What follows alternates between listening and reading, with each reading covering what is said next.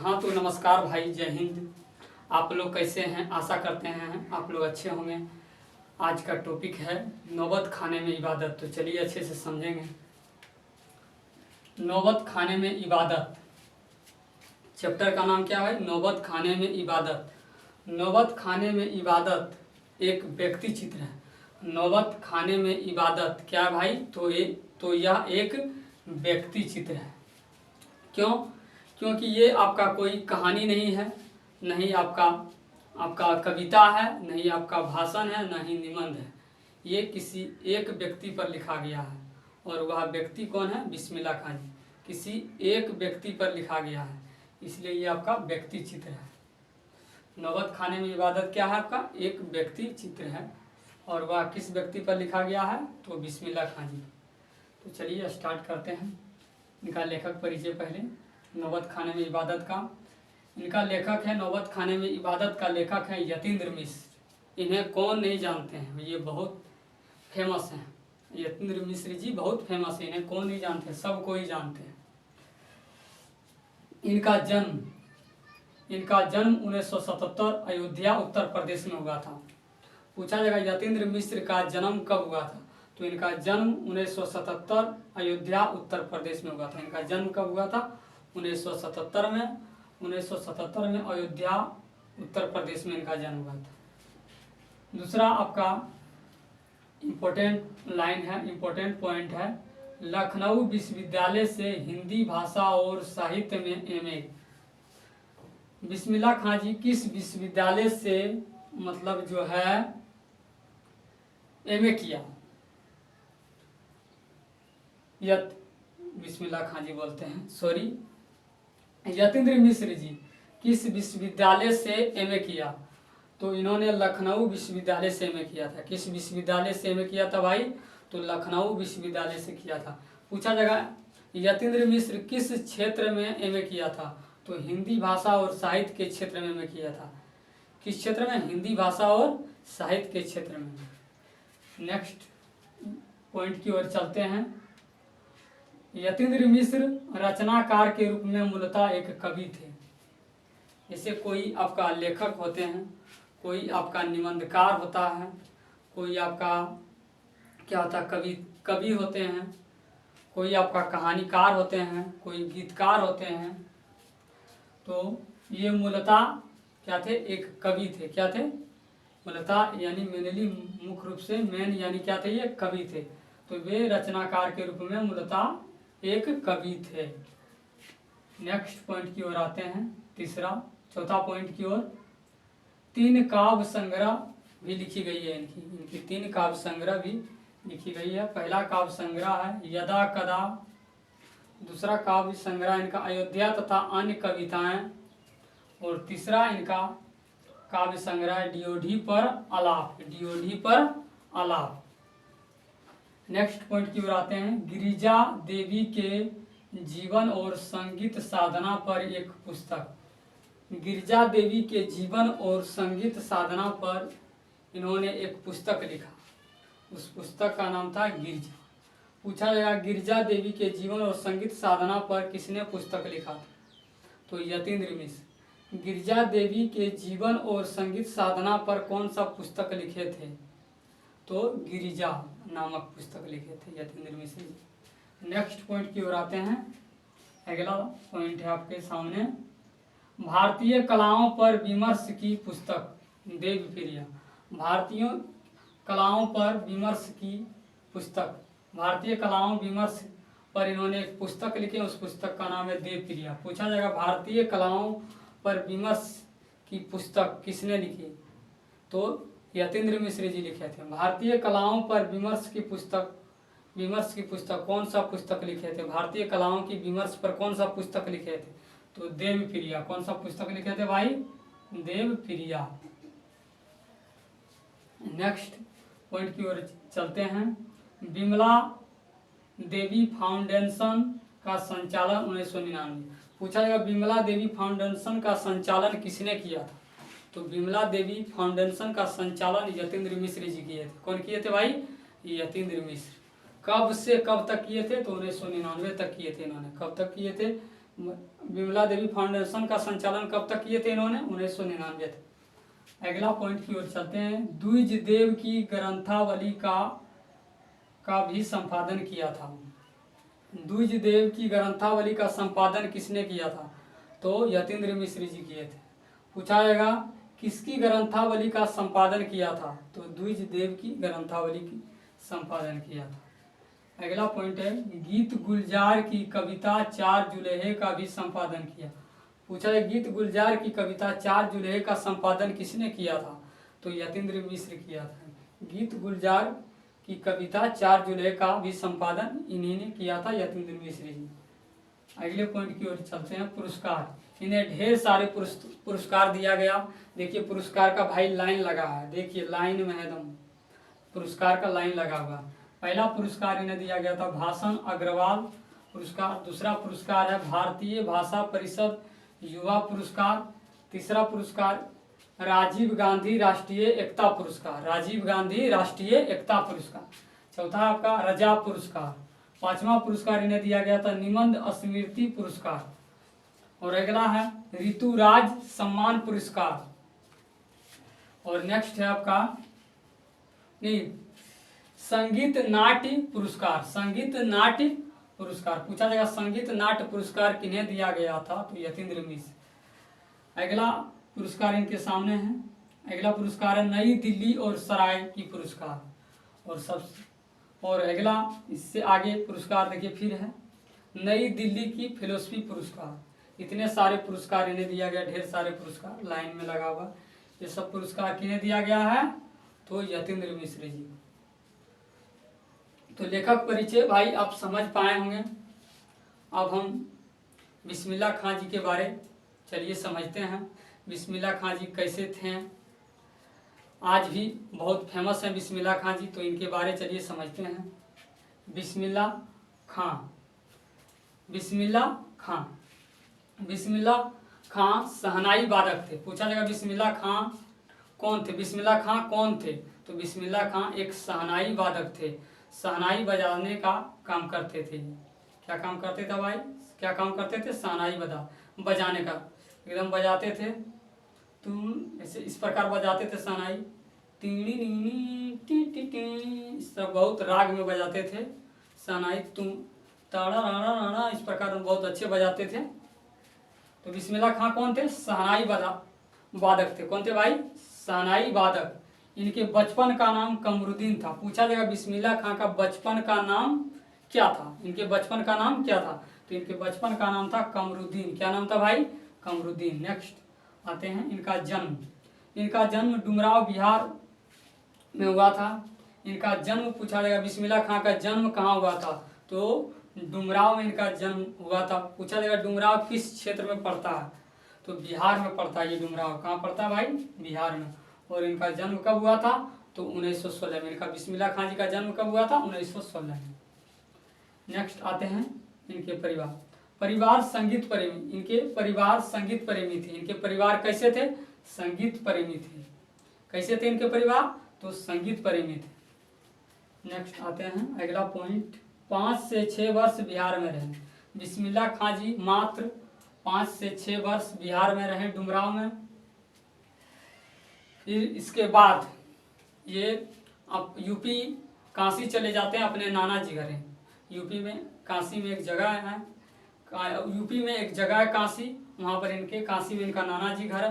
तो 5 से 6 वर्ष मात्र बिहार में रहे। उसके बाद फिर ये काशी चले जाते हैं अपने नाना जी घर।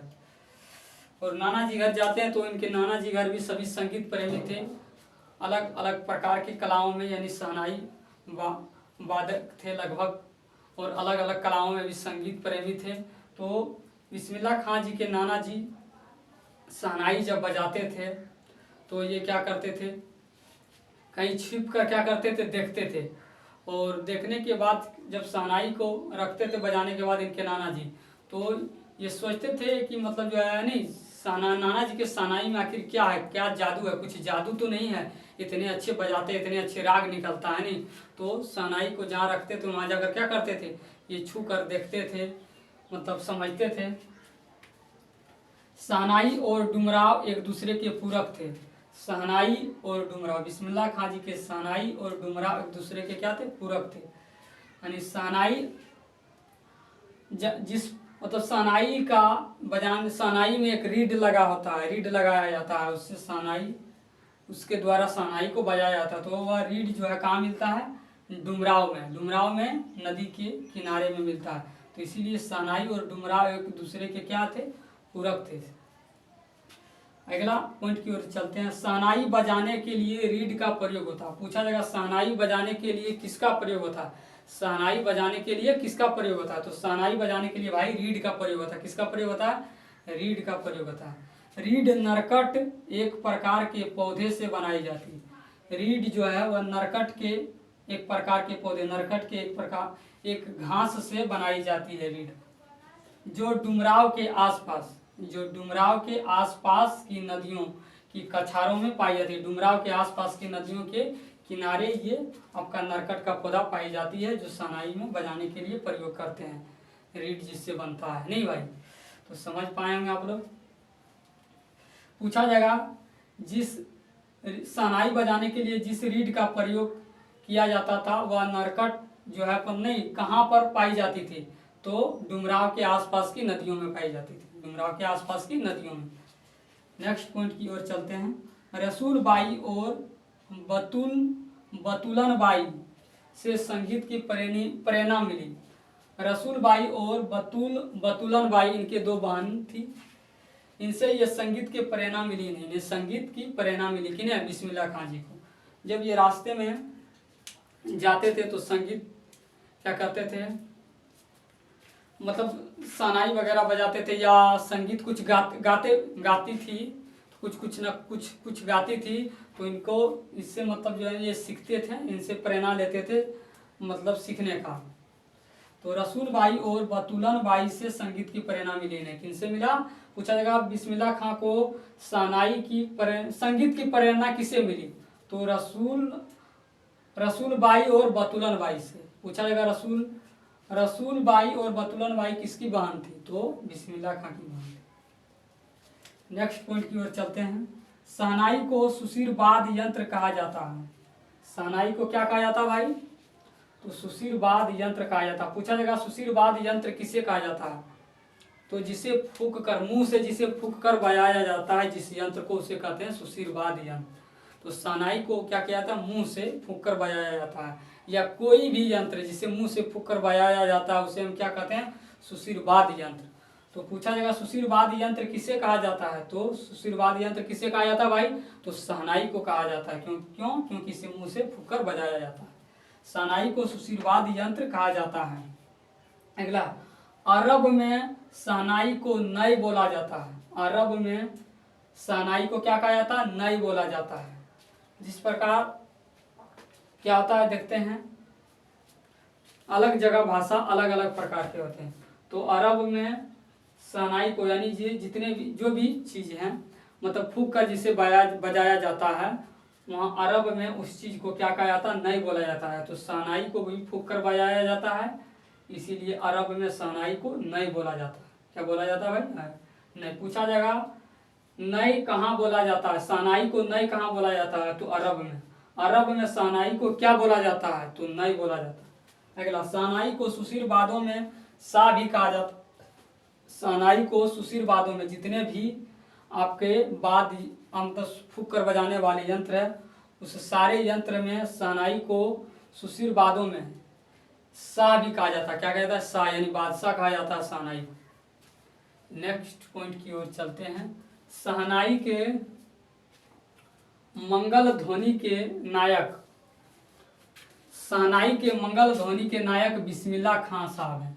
पूछा जाएगा शहनाई के मंगल ध्वनि के नायक कौन है, शहनाई के मंगल ध्वनि के नायक कौन है, तो शहनाई के मंगल ध्वनि के नायक बिस्मिल्लाह खां है। कौन है भाई, बिस्मिल्लाह खां है। नेक्स्ट है, मेरे मालिक एक सुर बख्श दे। ये जब भी बिस्मिल्लाह खां जी नमाज जब भी पढ़ते थे, ये मुस्लिम थे, हर नमाज में ये मतलब जो ईश्वर से, अल्लाह से कहते थे कि मेरे मालिक एक सुर बख्श दे। ये कुछ भी नहीं मांगते थे, मालिक से बोलते थे कि मतलब मेरा क्या हो, एक सुर दीजिए, एक लय दीजिए मेरे, यानी क्या आवाज में क्या कीजिए, एक लय दीजिए। तो क्या मांगते थे, सुर मांगते थे। क्या मांगते थे, सुर। तो मेरे मालिक एक सुर बख्श दें। ये गाड़ी घोड़ा नहीं मांगते थे बिस्मिल्लाह खां। शहनाई जो बजाते थे उसमें मतलब उसमें एक आवाज, एक ध्वनि मांगते थे मुंह में कि उस प्रकार का, यानी आवाज आए, एक ध्वनि आए, एक आवाज निकले, ये मांगते थे मालिक से यानी ईश्वर से। बिस्मिल्लाह खां के साथ एक मुस्लिम पर्व मुहर्रम जुड़े हैं।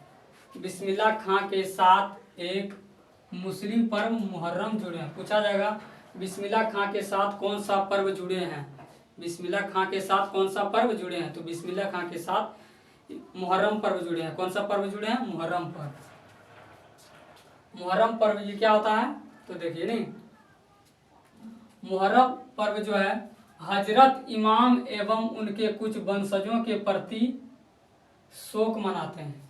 मुहर्रम पर्व में क्या होता है, मुहर्रम पर्व पूछा जाए, मुहर्रम पर्व में शोक, एक मुहर्रम कैसा महीना है, तो एक शोक का महीना। कैसा महीना भाई, पूछा जाएगा मुहर्रम कैसा महीना, तो एक शोक का महीना है, एक मतलब जो है क्या, दुख का महीना है।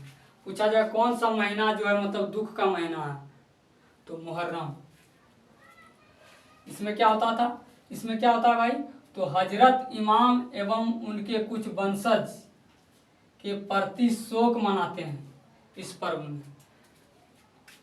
हजरत इमाम और उनके कुछ वंशज, उनके वंश के प्रति शोक मनाते हैं यानी दुख मनाते हैं उस दिन। और कितने दिनों का होता है ये मुहर्रम, 10 दिनों तक। ये शोक यानी कितने दिनों तक मनाया जाता है, तो 10 दिनों तक का होता है। शोक कितने दिनों का था, दुख कितने दिनों का होता है, सुख यानी शोक कितने दिनों का होता है, तो 10 दिनों का। और 8वें दिन बिस्मिल्लाह खां जी मतलब 8 से 10 किलोमीटर तक पैदल जाते हैं और क्या करते हैं, शहनाई बजाते हैं। तो इनके सादगी हैं, पैदल 8 से 10 किलोमीटर ये मतलब जाते हैं। और उस दिन दुख भरी यानी वो दुख के साथ यानी खुशी के साथ नहीं, दुख के साथ क्या करते हैं, शहनाई बजाते हैं, शहनाई बजाते हैं और पैदल जाते हैं। तो इतने बड़े फेमस कलाकार जिन्हें कि भारत रत्न मिला है, 8 से 10 किलोमीटर तक पैदल क्या होते हैं, जाते हैं और शहनाई बजाते हैं दुख के साथ। तो क्या होता है, बहुत ही गर्व की बात होती है, बहुत ही बड़ी बात होती है। यहाँ पर तो थोड़ा सा आदमी बड़े होते हैं, थोड़ा सा क्या होता है, बड़े हो जाते हैं तो क्या होते हैं, आसमान को देखने लगते हैं। आसमान में भाई कहीं जगह नहीं है, फिर क्या होगा, आपको ज़मीन पर ही आना होगा। ज़मीन पर मानव का सही जगह होता है। तो अगर कोई भी इंसान बड़े बने तो मतलब जो ज़मीन से जुड़े रहें, ज़मीन से क्या रहे भाई, जुड़े रहें। तो बिस्मिल्लाह खां जी ऐसे सादगी के महापुरुष थे, ऐसे सादगी के विचार के लोग थे। नेक्स्ट आते हैं पसंदीदा नायिका। इनके पसंदीदा नायिका सुलोचना था। बिस्मिल्लाह खां जी के पसंदीदा नायिका यानी हीरोइन सुलोचना थी। इनके जितने भी फिल्म आते थे बिस्मिल्लाह खां जी क्या करते थे, देखने जाते थे। किनका, सुलोचना का। और फिल्म जहाँ देखने जाते थे जिस हॉल में, उसमें टिकट का पैसा 6 पैसा लगता था। तो 2 पैसा ये मामा जी से लेते थे और 2 पैसा ये नाना जी से या नानी जी से या परिवार में किसी भी सदस्य, और 2 पैसे मौसी जी से लेते थे। इस प्रकार 6 पैसे इनके पूरने के बाद ये कहाँ चले जाते थे, फिल्म देखने चले जाते थे। और जब पैसा जब कमाने लगे अपना तो बात ही अलग है, जब नहीं कमाते थे तब की बात है। इनकी पसंदीदा नायिका कौन थी, सुलोचना। नेक्स्ट आते हैं उस्ताद या मामा, अली बख्श खां था। पूछा जाएगा इनके उस्ताद या मामा कौन थे, तो अली बख्श खां थे। कौन थे, इनके गुरु या मामा। इनके उस्ताद जो थे वही इनके मामा थे नहीं। तो उस्ताद या मामा इनके कौन थे, तो अली बख्श खां थे। कौन थे भाई, अली बख्श खां। नेक्स्ट आते हैं काशी में संगीत का आयोजन का परंपरा है। काशी में संगीत का आयोजन यानी संगीत का आयोजन हमेशा होते रहता है, ये परंपरा है। क्या है, परंपरा से यानी शुरू से ही। नेक्स्ट आते हैं विश्वनाथ बालाजी मंदिर की निशानी है। बिस्मिल्लाह खां जी की विश्वनाथ और बालाजी मंदिर की इनका क्या है, निशानी। पूछा जाएगा बिस्मिल्लाह खां की निशानी क्या है, तो विश्वनाथ और बालाजी की मंदिर। ये जब भी शहनाई बजाने के लिए निकलते थे तो क्या करते थे, ये बिस्मिल्लाह खां जी यानी विश्वनाथ मंदिर और बालाजी मंदिर के तरफ यानी मतलब जो है अच्छे से प्रार्थना करके शहनाई, पहले कोई भी प्रोग्राम के लिए कहीं जाते थे तो पहले सबसे पहले ये विश्वनाथ और बालाजी मंदिर अच्छे से प्रार्थना करके शहनाई बजा लेते थे, तब कोई प्रोग्राम के लिए जाते थे। तो मतलब ऐसे व्यक्ति थे, ये हिंदू और मुस्लिम को मतलब एक नज़र से देखते थे। ये हिंदू और मुस्लिम को क्या करते थे, जोड़कर यानी बांध कर रखने का काम करते थे एक साथ। ऐसे हमारे बिस्मिल्लाह खां जी थे, ऐसे विचार, ऐसे सादगी के थे। क्या करें कि काशी छोड़कर, यानी ये सोचते थे क्या करें कि काशी, मतलब इसके मन में विचार आता था कि काशी छोड़ के मतलब हम क्या करें, डुमराव यानी चले जाएं। तो ये सोचते थे क्या करें, मतलब जो है काशी छोड़कर, सब कुछ तो हमें काशी ही दिए हैं, जो भी कुछ दिए हैं, इतने ढेर सारे चीज़, बहुत सारे चीज़ जो भी कुछ दिए, कौन दिए, काशी दिए हैं, तो इसलिए काशी को मैं छोड़ नहीं सकता। अगला, काशी संस्कृत की पाठशाला है। पूछा जाएगा संस्कृत की पाठशाला कौन है, संस्कृत की पाठशाला कौन है, तो काशी संस्कृत की पाठशाला कौन है भाई, काशी। अगला, बिस्मिल्लाह खां का मतलब, बिस्मिल्लाह खां का मतलब क्या होता है भाई, उनकी शहनाई। बिस्मिल्लाह खां का मतलब क्या होता है भाई, उनकी शहनाई। जैसे आप जिस काम को कर रहे हैं उस काम के साथ आपका नाम क्या होता है भाई, जुड़ जाता है। तो बिस्मिल्लाह खां जी शहनाई बजाते थे, बहुत ही फेमस शहनाई बजाते थे। तो बिस्मिल्लाह खां का मतलब क्या होता है, उनकी शहनाई, उनके साथ इनका नाम जुड़ गया शहनाई के साथ। एक दिन क्या होता है भाई, तो बिस्मिल्लाह खां जी मतलब फटे लुंगी में मतलब जो है बैठे हुए थे घर पर। तो इनके एक शिष्या यानी इनके एक छात्र, क्या वो इनको बोलते हैं कि धत पगली, देखिए यहाँ धत, अगला पॉइंट है, धत पगली भारत रत्न हमको मिला है, मेरी लुंगी को नहीं। एक दिन क्या होता है, इनके शिष्या, इनके ही छात्र एक दिन पूछते हैं कि इतने बड़े हैं आप गुरुजी, आपको भारत रत्न मिला है, क्या मिला है, भारत रत्न मिला है, और आप फटे लुंगी में बैठे हुए रहते हैं, कहीं भी चले जाते हैं, ये अच्छा लगता है आपको, भारत रत्न मिला है, कम से कम आप एक अच्छे धोती या और क्या कहते हैं, नहीं तो कम से कम एक अच्छे कपड़े पहने रहिए और अच्छे कपड़े पहन के जाइए। तो इन्होंने देखिए क्या बोले बिस्मिल्लाह खां जी, इन्होंने बोले कि धत पगड़ी भारत रत्न हमको मिला है, मेरी लुंगी को नहीं। इन्होंने बोला जो भारत रत्न मिला है हमको मिला है, हमें मिला है, हमारी लुंगी को, मेरी लुंगी को नहीं मिला है। तो इनका कहने का अर्थ था कि मतलब जो है, मतलब सजते संवरते रहते हैं, सजते संवरते हम रहते हैं, तो मैं रियाज कब करता, मैं रियाज यानी प्रैक्टिस कब करता, बजाने का, अच्छे राग बैठाने का, हम मतलब जो प्रैक्टिस कब करते हैं, रियाज कब करते हैं, रियाज का मतलब प्रैक्टिस। जैसे कोई स्टूडेंट या कोई टीचर मतलब जो है पढ़ाई से संबंधित कोई चीज़ को मतलब टाइम देते हैं तो स्टडी कहलाते हैं। तो इसी प्रकार ये मतलब क्या कहलाएंगे, शहनाई के लिए मतलब टाइम देते थे, प्रैक्टिस करते थे, तो क्या कहलाता, क्या कहलाएगा भाई, तो रियाज कहलाएंगे। इन्होंने कहा था कि धत पगली भारत रत्न हमको मिला है, मेरी लुंगी को नहीं। तो पूछा जाएगा किसने कहा धत पगली भारत रत्न, भारत रत्न हमको मिला है, मेरी लुंगी को नहीं, तो बिस्मिल्लाह खां जी कहे थे। किसने कहा था भाई, बिस्मिल्लाह खां। ऐसे सादगी, ऐसे विचार के हमारे बिस्मिल्लाह खां जी थे। संगीत के धुन से जगती है काशी। पूछा जाएगा संगीत के धुन से कौन सी शहर जगती है, संगीत के धुन से कौन सी शहर जगती है, तो काशी। कौन से शहर जगते हैं, कौन सी शहर जगती है संगीत के धुन से, तो काशी। अगला है नेक्स्ट और लास्ट पॉइंट है पुरस्कार। इन्हें पद्म भूषण, संगीत नाट्य पुरस्कार और भारत रत्न भी दिया गया है। पूछा जाएगा निम्नलिखित में से भारत रत्न किन्हें दिया गया है, तो क्या बोलेंगे, बिस्मिल्लाह खां।